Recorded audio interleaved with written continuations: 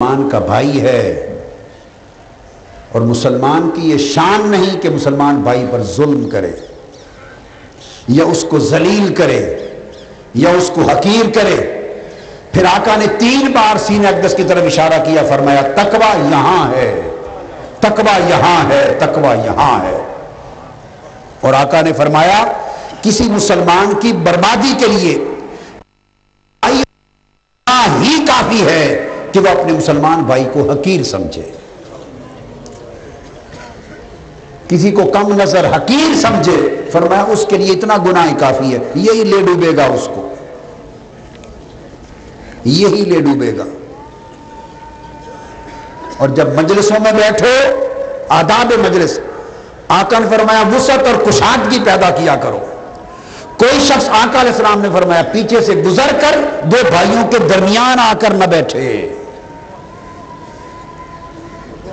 2 بھائیوں کے درمیان نہ بیٹھے۔ کوئی شخص اپنے لیے دوسرے کو نہ اٹھائے، اور اس بات کو پسند نہ کرے کہ کوئی اس کے لیے جگہ چھوڑ دے اور وہ وہاں بیٹھے۔ یہ سب چیزیں مصطفیٰ کے فرمان کے خلاف ہیں صلی اللہ علیہ وآلہ وسلم۔ اور فرمایا 2 بھائیوں کے درمیان کبھی نہ بیٹھو جب تک وہ دونوں مل کر تمہیں اجازت اور دعوت نہ دیں۔ ہم کیا کرتے ہیں؟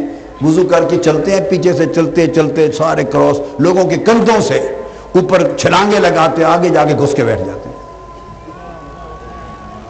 اور ہم سمجھتے عبادت کر رہے ہیں۔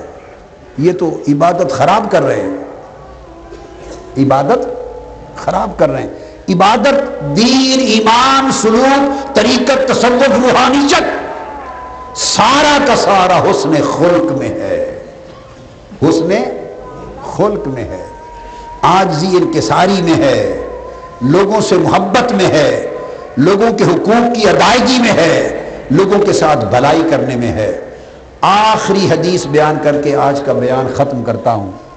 کافی مضمون آج کے حوالے سے آپ کو مل گیا، اور بڑی توجہ سے سننا۔ آقا علیہ السلام نے فرمایا، سیدنا مولا علی المرتضیٰ رضی اللہ تعالیٰ عنہ راوی ہے، ترمذی شریف، ابو داؤد اور ابن ماجہ سے ستہ میں مروی ہے۔ آقا علیہ السلام نے فرمایا، یقول ما من مسلم یعود مسلما غدوۃ الا صلی علیہ 70,000 ملک حتی یمسی وإن عادہ عشیۃ الا صلی علیہ 70,000 ملک حتی یصبح۔ فرمایا مریض کی عیادت کرنا اتنی بڑی عبادت ہے کہ اولیاء صوفیاء میں سے کوئی مریض کی عیادت کو ترک نہیں کرتا تھا، اور آقا علیہ السلام کبھی بھی مریض کی عیادت کو ترک نہیں فرماتے تھے۔ آقا نے فرمایا کوئی مسلمان شخص اور آپ رفقا ہیں، آپس میں اس رشتے کو پیدا کریں۔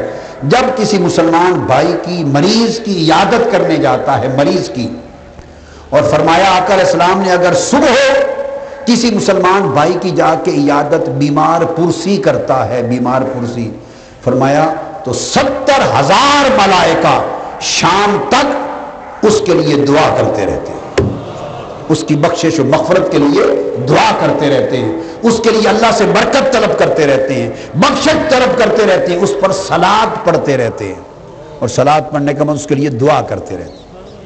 اور اگر وہ شام کو عیادت کرے کسی مریض کی، مسلمان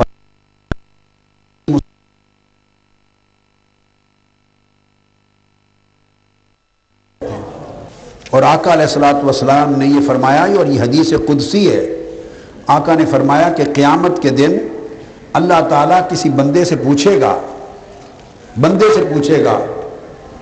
اے بندے میں بیمار تھا، تو نے میری عیادت نہ کی۔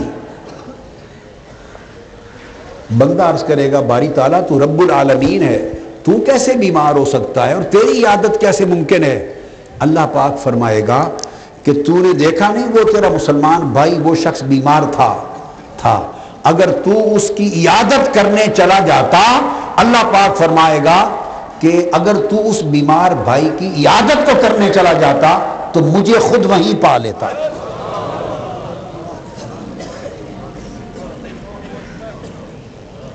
وجدتنی عندہ، تو مجھے اس کے پاس پاتا۔ یعنی مسلمان بھائی کی عیادت کرنے سے اللہ مل جاتا ہے۔ پھر اللہ پاک نے فرمایا کہ میں بھوکا تھا، تو نے مجھے کھانا نہیں کھلایا۔ وہ پھر وہی پوچھے گا کیسے ممکن تھا؟ فرمایا وہ بھوکا شخص اگر تو اس کو کھانا کھلا دیتا تو اس کے کھانے کھلانے کا اجر تو میرے ہاتھ سے وصول کر لیتا، میرے پاس مل جاتا اجر۔ میں پیاسا تھا، تو نے مجھے پانی نہیں دیا، باری تعالیٰ کیسے تجھے پانی دیتا؟ فرمایا اس پیاسے شخص کو اگر پانی پلا دیتا تو اس پانی کا اجر میری بارگاہ سے وصول کر لیتا۔ دو کے لیے فرمایا اس کا اجر مجھ سے لے لیتا، اور بیمار کی مزاج پرسی کے لیے فرمایا کہ خود مجھے اس کے پاس پا لیتا، مجھے اس کے پاس پا لیتا۔ تو عیادت کرنا، مزاج پرسی کرنا، ایک دوسرے کے حقوق کا ایفا کرنا، ایک دوسرے کی مدد کرنا، سلام کرنا، نیکی کرنا، بھلائی کرنا، خوش خلقی سے پیش آنا، زندگی کے اس وتیرہ کو اپنا لیں۔ اللہ رب العزت اس ذریعے سے ہمارے دین کو، ایمان کو حسین کرے، کامل کرے، اور ہمیں طریقت، معرفت اور روحانیت کی روح سے اللہ پاک سرشار فرما دے۔